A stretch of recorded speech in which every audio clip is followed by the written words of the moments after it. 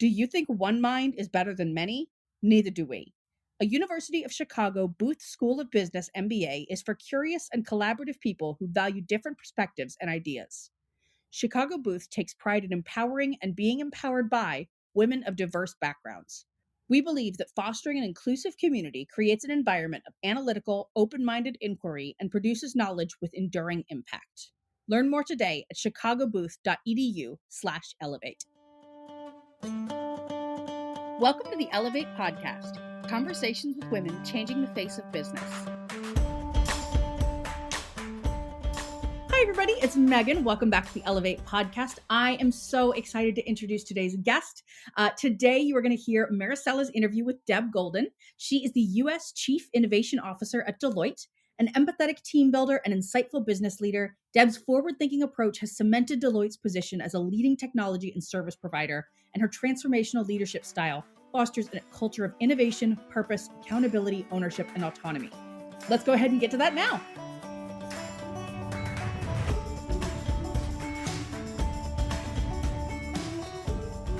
So today I'm here with Deborah Golden.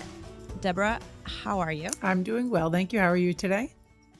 I'm doing well. I'm very happy to be chatting with you. I have so many questions because I'm not very familiar with the field you're in, which is cybersecurity, and I'm sure I'm going to have massive amounts of curiosity coming in. We love curiosity. So to get started, I always like to kind of ask the big question and make sure our audience knows a little bit about you. So tell us a little bit about your background and what led you to the work you're doing today. Well, I'll start first with what's on my resume, just so you could get to know a little bit about me from a business background. And then maybe I'll parse in a little bit about what you don't see on the resume. And so from a resume perspective, I'm a very proud graduate of Virginia Tech and a graduate for my master's degree of George Washington University. And for the last 27 years, I've spent the majority of my career in and around what today is known as cybersecurity. And so many years ago, that was everything from data structure, security, telco, you name it. And the field has come so far in the last 27 years, but the majority of my career, as I've mentioned, has been in and around tech. And if I think about what tech and the cyber field has become, my curiosity, to the point that we started off the conversation with, has always led me here. You know, I never really knew what tech or cyber was when I was growing up. My father happened to bring home gadgets quite a bit from his job. And lo and behold, those gadgets happened to have been first generation computers. But the one thing he never brought home was a manual. And so I would just ping away at the machine until it either made a noise and or it did something I was asking it to do. I didn't realize that when it was making a noise, it was typically an error. And I just kept chugging away. And what I also didn't realize, while me playing with those first generation computers, was actually teaching myself coding, the most basic format of coding back in the day. And so from that, interest in technology really helped to build my desire to, one, seek out curious things, but also really develop critical thinking and problem solving. And obviously, as we think about things around tech and ultimately cyber and the way that field has evolved, me being where I am today is, candidly, now as I look back, maybe perhaps not a big surprise. And today I lead Deloitte's U.S. Cyber and Strategic Risk business, which is about a team of over 8,000 professionals across the U.S., India, and Israel, solving some of the most challenging cyber and privacy related issues for our clients in the marketplace. And as I think about the role that I currently have, which I've had for about 4.5 years now, we've traversed not only such growth and advancement in technology, but also a pandemic. I happen to have also led and pursued 6 acquisitions during that time. We're now, quote unquote, hybrid or back to work. And so a lot of systemic change happening around and through that time frame. And again, as I think about looking at my resume, very stacked in terms of, again, the tech and cyber field. a couple of things you wouldn't necessarily see on my resume that help drive who I am, not necessarily what I do. I lost my mom at quite a young age. And so I took care of her for several years until she unfortunately passed away. And with that, I would argue grew my resilience. Perhaps didn't know at the time what that was or why it would help me. But she was one of the individuals who instilled in me this search for curiosity and the relentless pursuit to continue to ask why and how we could look at different types of quote unquote things that are normal and question orthodoxies and things that we think about today as quote unquote, like I said, normal. So that not only intriguing curiosity was encouraged by her, but also the resilience of having to lose someone at an early age and figure out, okay, now what do I do? How do I move forward? How do you question a lot of things about life in general is really candidly I can owe to that experience and that lifelong experience. And in addition to that, as I think about the world around us, I myself almost passed away due to a severe autoimmune disease several times. And so that resilience as well continued to be built up amongst my career. And when I think about things like empathy and purpose, particularly in chaotic and disruptive moments, it is where I thrive. And again, I think those things that don't show up on my resume are the things that truly blend what I will say, my EQ and IQ together as we think about how to lead with, and what I believe I lead with, both empathy and purpose. And so when I think about my journey, it's never been a linear path. It's never been straight. I wouldn't want it to be, but it is how I've gotten to where I am today. And I think through those challenges has really given me an opportunity to find a different purpose, perhaps, than I originally set out on. Thank you for sharing that. And I'm sorry about your mom. I read that and I read some of your thoughts on grit and resilience and want to go into that because it is extremely important. And what I'm hearing from your story here is curiosity driving what you're learning, what you're doing, resilience keeping you going and making sure that you're staying true and um, pushing forward. And partly too, when I heard you talk about you being sick and almost dying, did any of this also affect your risk taking or like your idea of, let's do things? It's interesting. Someone literally last week asked me a very similar question. Oh, And by the way, it was probably one of the first times that I had heard someone ask me the question in that way. So now it's twice in 2 weeks. And I find it intriguing because, up until then, I hadn't really sat back and said, do I make these choices because of these things? And do I take certain risks because of that? One thing I do most certainly do is take calculated risks. I think hmm risks, it's interesting because, unhealthy risks are certainly just that, unhealthy. I do think that I take very calculated risks in terms of looking at things around me. And I'm not entirely sure that the experiences make me weigh those risks or those choices any differently, but they certainly enable me to look at the possibility. And I do think that is one of my other superpowers. I have the ability to see through the forest, through the trees, if you will, very quickly in terms of seeing a bigger picture. And I think that's why that I get to the questioning of why, right? So it's not why does it work this way? Why doesn't it work this way? But it's why can't it be this way? Or why haven't we thought of it this way? And so I think the experiences ask myself to think about things differently, just simply because I expect things to be different. And I think that's one of the things that I often question, to be honest with you, about my own experiences when I think about them is because I knew I had to take calculated risks then.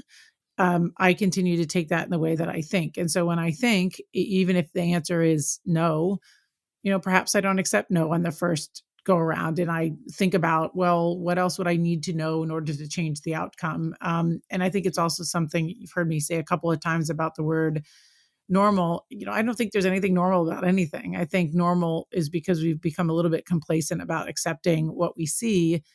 And I think it truly is the differences in each of us that make us who we are, but also make us want to learn so much from the stories of somebody else. Because if I could know more about something different, maybe I can change the outcome. And I think that's where the experience is. When I think of risk, I think about it slightly differently, because I think the risk I'm taking is maybe questioning why this Mhm. or why not that, or could it look different, or how could we help one another in a different way than we do today, which in and of itself, I think at times might be risky.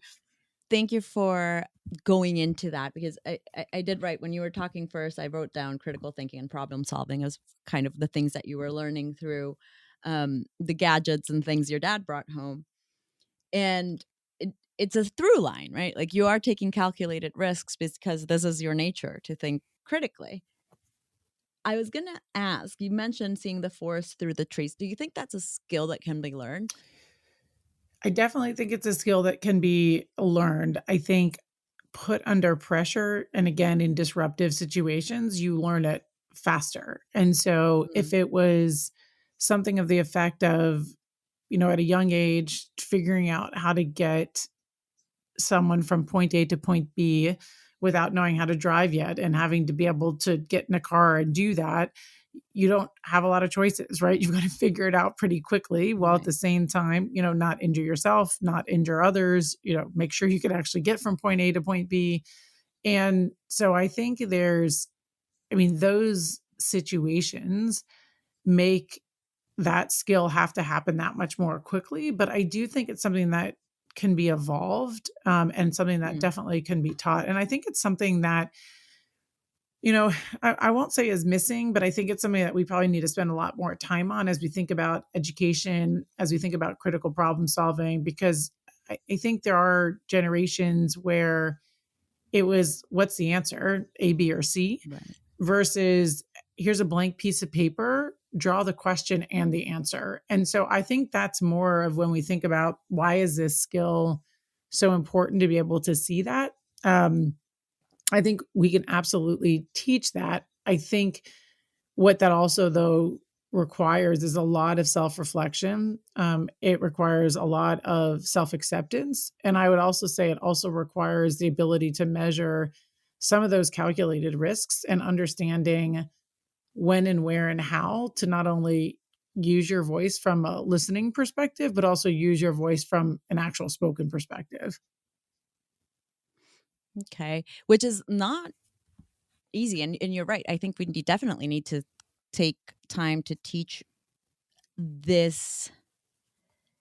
It's almost how you show up, how you think very differently. And I think with the changes that are happening currently with AI and other technological advances, the more you need to be able to not just do, like, not just like you said, A, B, or C, but actually bring something else to the table. Yeah, and I just think the world around us, the problems, whether it's cyber and tech or how to buy your groceries, the Mm. problems that we have are just going to become more and more complicated. And so the bigger the diversity of thought that's brought to the table, the better. The more improved we can get in active listening, the better. The Mhm. more that we can get into constructive conversation and not just, going along with the flow and saying yes for the sake of saying yes.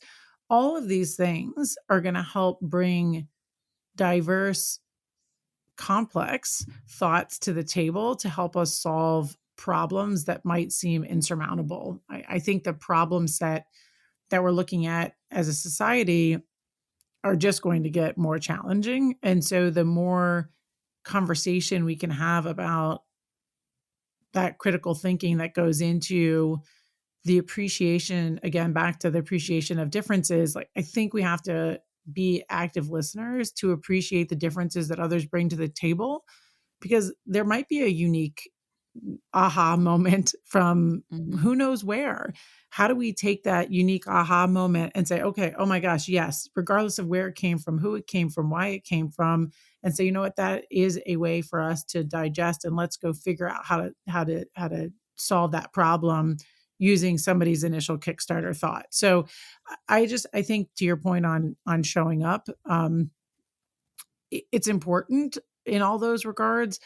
It's also absolutely not only something that can be learned, but you have to keep at it. It's not, Mm-hmm. like one day you wake up. I mean, I didn't wake up one day, I was like, oh, I had all these things, right? You have to practice it in comfortable situations. You have to practice it in uncomfortable situations. And even to this day, I'm adding to my toolbox of skills and ways that I can help myself work through situations. Yeah, it's a muscle. Yes. It is absolutely a muscle. And in order to stay strengthened, it has to keep being exercised. Mm-hmm. And I love that you're talking about diversity of thought and diversity of perspectives and voices, because that, I mean, to me, that's the key. And in many places, we talk about diversity, but stop at diversity, not go into inclusion, not go into belonging, not go into the psychological safety of actually being able to voice your diverse opinions. And I reading some of your work and reading some of the stuff, preparing for the podcast, I actually wrote down that you had, changing the face of cyber. Mm-hmm. And I really love that, because I think in the tech world, and I also know that you are on a comic book, Mm-hmm. Ella the Engineer. So you are doing a lot of work to bring these voices into the fold and to make sure that it is being put out there that we need all these voices. How is that? What impact are you seeing? Well, we are seeing a lot of change. And we Mm. are seeing different. I mean, I'm enthralled by just listening. This is like about storytelling at its finest, because I love listening to different types of experiences and different types of voices and giving encouragement. Even when I gave my example of, how did I get into tech? I mean, it really was, something I stumbled on. But when I listened to, when I was actually reading Ella the Engineer to a group of 12 to 14-year-olds, we found a common thread on gaming, right? And their enjoyment of gaming and solving. And so I was like, regardless of what our cultural difference was, age different was, demographic difference was, we all, it was a group of 40 of us, literally just started going in on gaming. Like, we were talking about all kinds of things around gaming and education, how we can learn from gaming, what's important on gaming. At the same time, why is it important to have online internet security, as an example? And, Mhm. being able to listen to a group of young professionals and their ideation is just fascinating to me. And so when I sit and, as an example, we were all ideating in a different scenario about, bringing your ideas to the table. A young professional, 13-year-old, had said to me, wow, I really want to ideate and build this app. And she started talking about this app, and it was all about a recipe app. Now, you may say to yourself, oh, well, recipe apps, they exist everywhere. But this particular recipe app, she was building to leverage all of your senses, because her mother actually died at birth and her father actually didn't have use of all of his limbs. And so her perspective was, well, an app assumes that every appendage is working. And in my Mm. family situation and others that I've talked to, that's not always the case. And so, as an example, when you're reading a recipe or listening even to a recipe being read to you, it says, a hash brown, cook until golden brown. And she would say to me, well, what if someone didn't have their eyesight? They couldn't tell what golden brown was. But wouldn't it be amazing to have the recipe app have the sound of a knife going against the golden brown so you could hear what it Wow. sounds like when it's cooked? And I literally was like, "Oh my gosh, this is amazing." Like sign you up right now for whatever app development classes or whatever that, will help you further that skill. Because in that story, something that was very true to this young professional, she was able to envision a problem, and candidly, she saw the forest through the trees. She very simply was like, well, why couldn't it just be this way? And so I think when I hear stories like that and I listen to individuals talk about their personal challenges and candidly opportunities to change the world, that's where I get excited about changing the face of cyber. Because cyber is in everything we do. It's in everything we do, from shopping to online security to banking to professional businesses, business to business, consumer to business.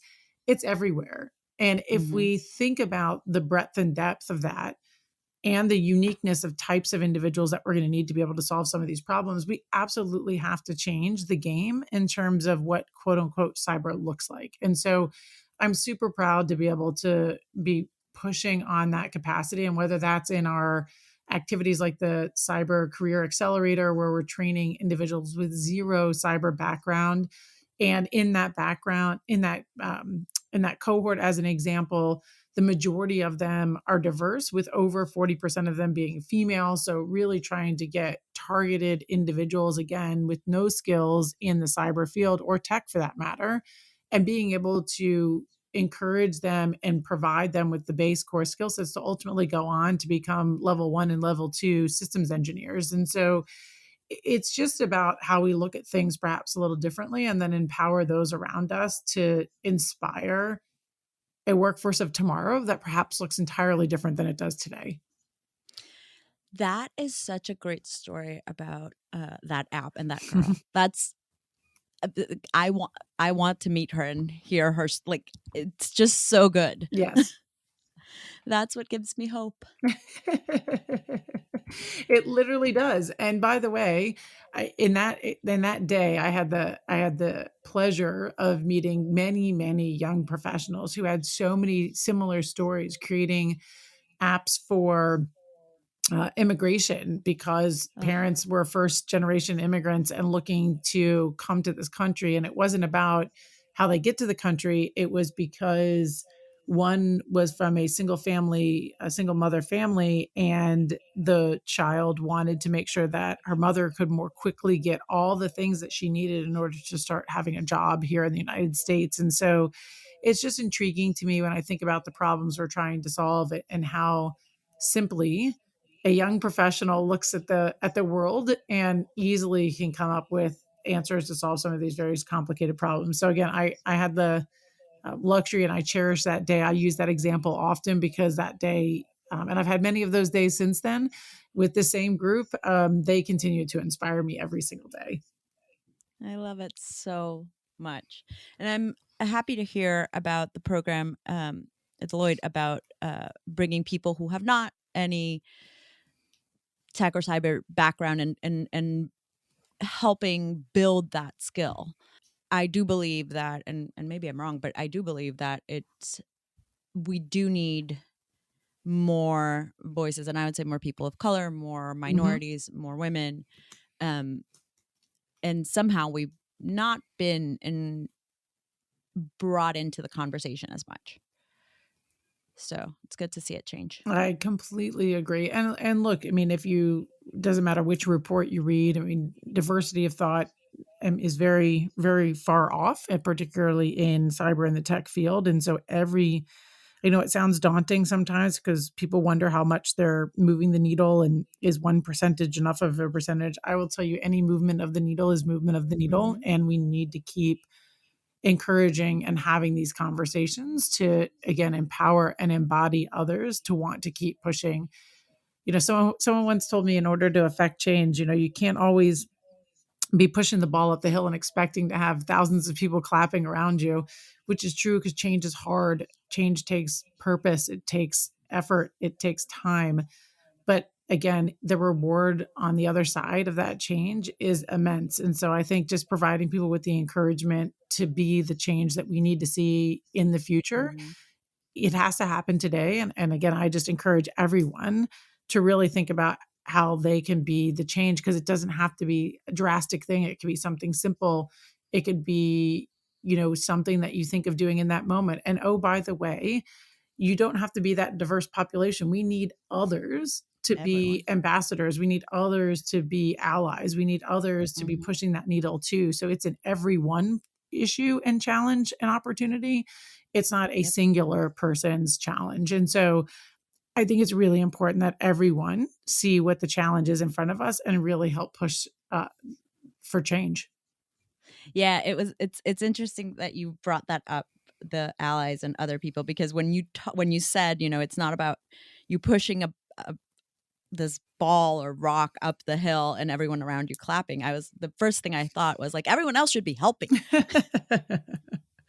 Yes, they should. That's not always the case, though.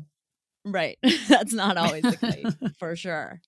So you host a podcast, I think 2 actually, but I love the title of The Best Problem I Ever Had. Mm-hmm. I think it's such a great positioning of changing a mindset of what a problem is and what it can become. What is the best problem you've ever had? A lot. I think the funny thing about it is, even when I think about the quote unquote problems, it is really turning them into opportunities. And again, you might not always see it in the moment. I used my mother's death as one earlier, even my own near death experience. Perhaps in the moment, you don't often recognize the opportunity, and someone may say, well, is that callous because you think of that as an opportunity? I'm not happy that any of these things happened, but they're lifelong lessons. They are part of who I am. They don't make me who I am, but they are part of who I am. My tenacity, my curiosity, my resilience, my desire to be different is all because of those things. It's not solely because of those things, but those things certainly add to it. And I do, when I do spend the time, and I've spent lots of time reflecting and becoming so self-accepting of who I am, those events to me truly are some of the best problems I've ever had, because I don't know that I would push myself the way that I push in different directions. And I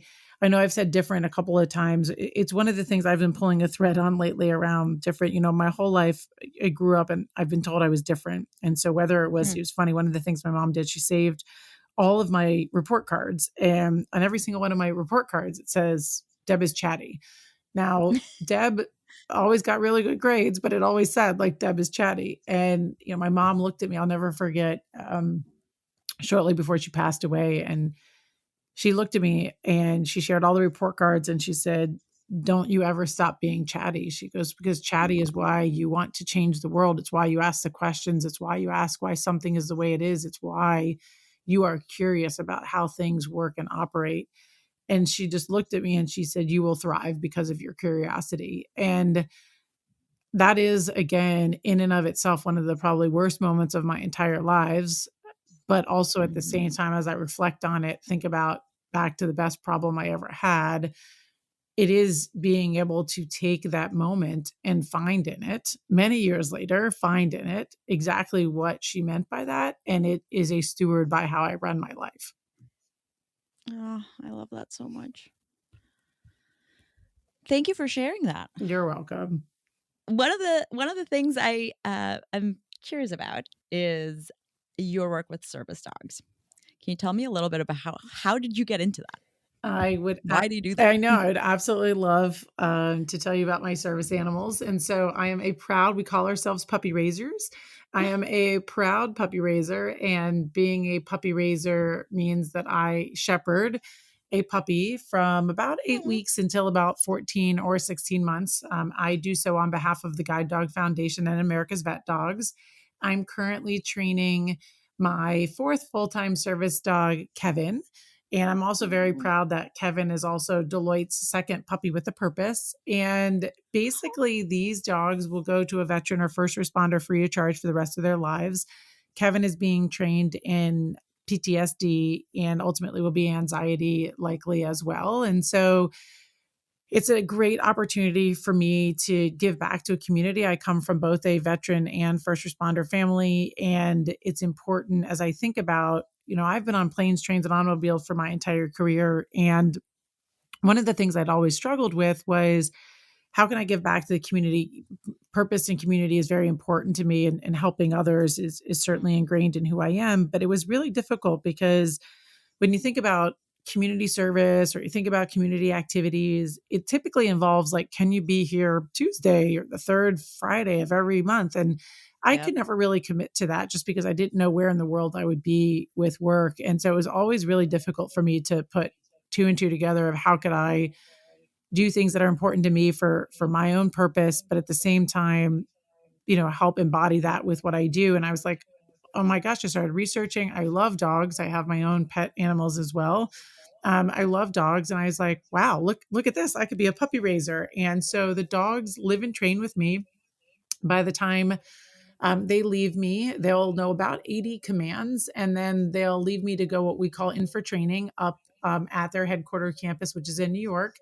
And they'll go up there for about 2 months to learn specialized training that I can't teach them on my own. So whether that's harness training, whether that's nightmare training, other types of activities that they learn up there.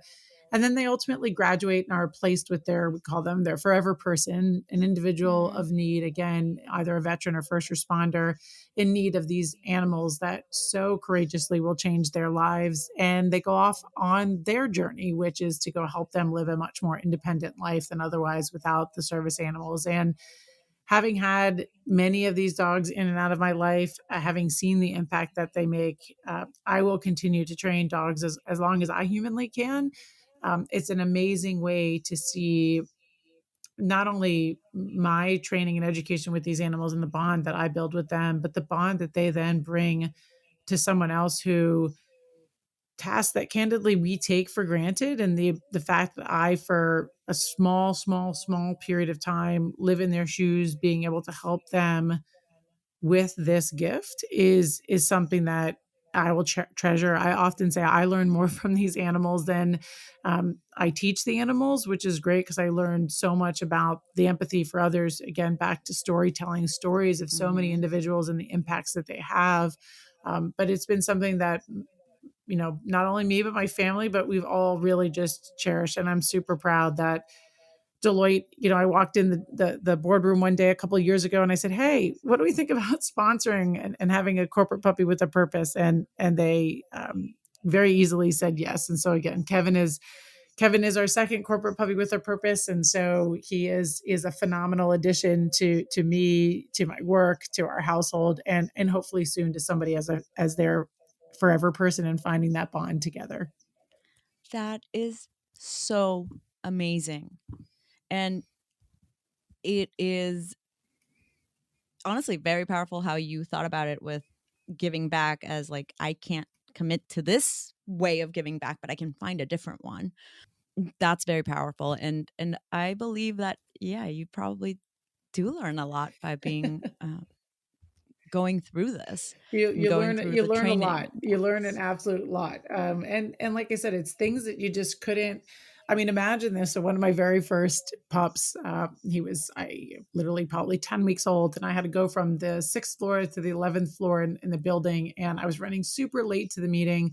So I just ran up the stairs as fast as I could, this little puppy in tow.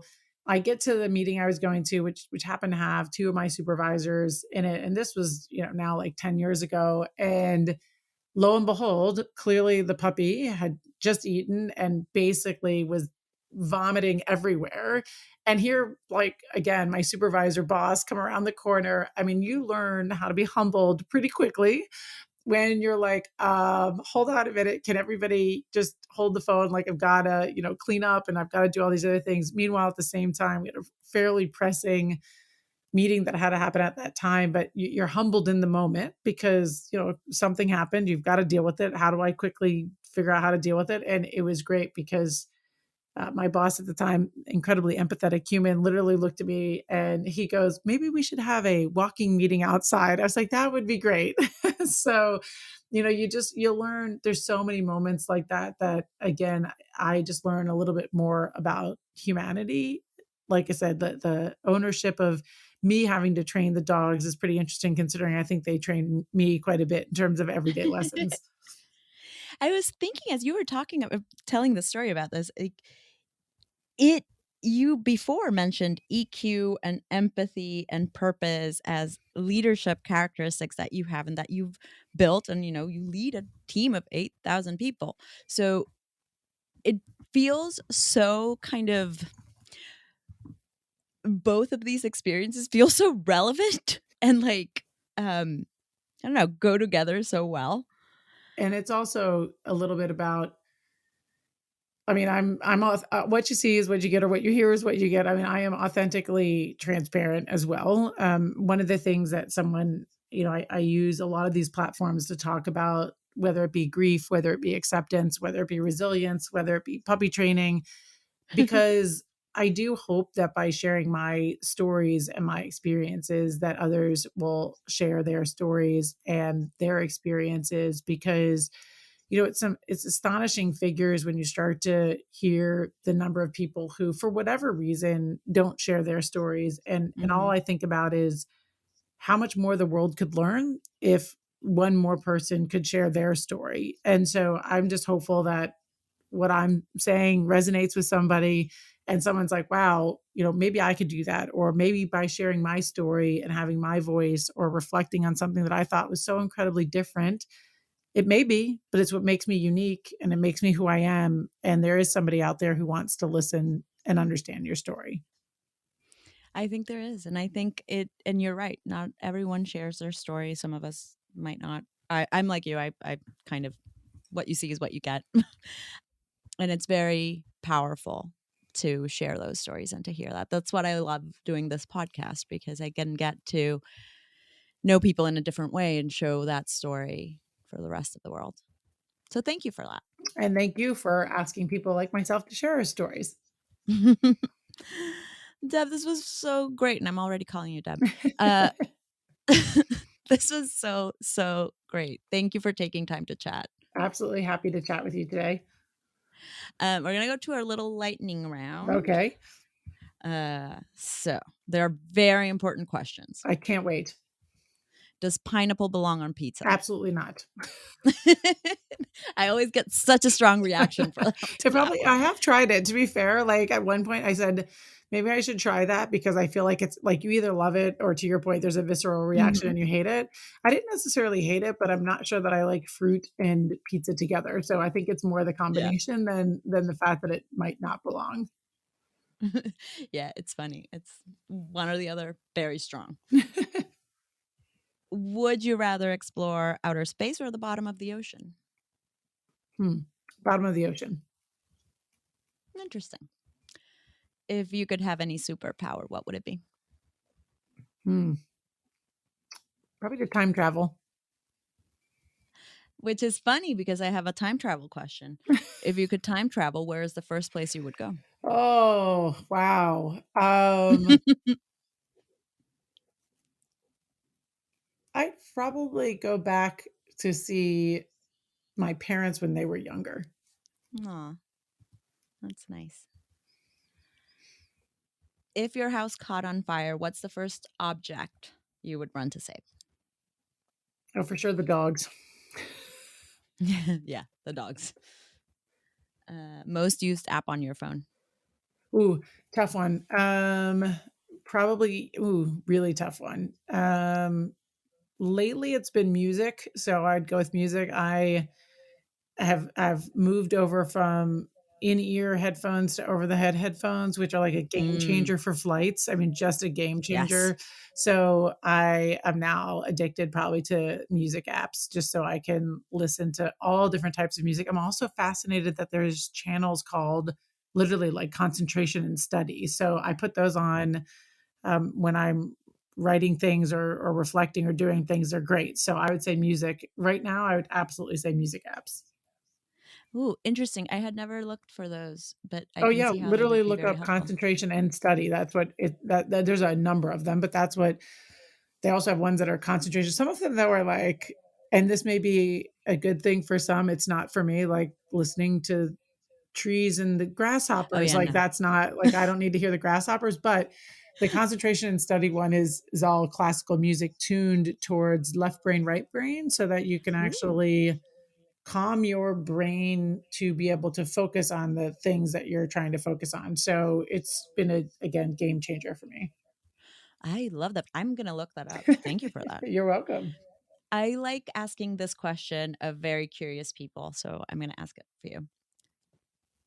Favorite recent read? Well, the most recent read that I had I have two. If I can give you two quick ones on the favorite Please. recent read. So one was a very quick read, but entertaining nonetheless. And I would love to plug that read. And it was Matthew McConaughey's Green Lights book. Oh my God, I'm waiting to get that in It was on the literally library. like, I don't know. It's just a great, these stories. I mean, it's a combination of stories. It's a combination of how yellow lights and red lights turned into green lights. So it's just fascinating to read that. The other one that I really did love, and I literally just finished it on my flight this morning, was called Thinking Fast and Slow. And so it's just a great way about thinking about how the brain works and how the brain works at pace. So it was also a very interesting read for me. That's funny. I also have that one on my list. Yeah. See, yeah, very much up my alley. I was listening to a podcast where Matthew McConaughey was talking about the book, and I was just like, I really want to read that. Super quick Yeah. read and definitely keeps your attention. So for sure, have it. Yeah. And finally, what's one thought you'd want to leave with our listeners? That being different is the new norm. I like that. Thank you so much. You're absolutely welcome. time. Thank you again for having me. I mean, I love being able to listen and to hear others and how we approach questions. Thank you for asking me the questions that you asked me. Made me think a little bit too about my own journey and some of the risks that I take in terms of my everyday. So I appreciate that. Thank you. Welcome back. I hope you enjoyed that as much as I did. Let's get straight into our history makers. We have Amy Pope, who became the first woman Director General of the International Organization for Migration. Melissa L. Gilliam became the first woman and first person of color to lead Boston University. India Pulfus became the first woman to score a point in a Central Intercollegiate Athletic Association football game. Barbara Bryan became the first woman to lead Broward College. Nancy DiNardo became the first woman to serve as Grand Marshal of Bridgeport's Columbus celebration. And Nikiba Banks became the first woman in the history of the Cincinnati Fire Department to be certified as a bomb technician. Congratulations to all of our history makers this week. Can't wait to see you back next week when we talk to Carlton English. This is going to be another one of Maricella's interviews. Carlton is a reporter at Barron's covering financial markets and asset managers. She was previously the hedge fund reporter at the New York Post and covered energy and banks for The Street. See you then. Ellevate Network drives real results for ambitious women trying to break through the glass ceiling and achieve success in their careers. We offer a platform full of resources and opportunities for growth, all designed to help you unlock your potential. With Ellevate support, you can take the first step toward achieving your professional goals. With a supportive community and tangible resources at your fingertips, you're only one step away from reaching your fullest potential. Join us today and take advantage of our 30-day free trial to start building the career of your dreams. Thanks so much for listening to the Ellevate podcast. If you like what you hear, you can subscribe, give us 5 stars, and share your review. You can learn all about Ellevate membership and all the great things that Ellevate Network is doing at our website, www.ellevatenetwork.com. That's ELLEVATE network.com. And special thanks to our producer, Catherine Heller. She rocks. Thanks so much, and join us next week.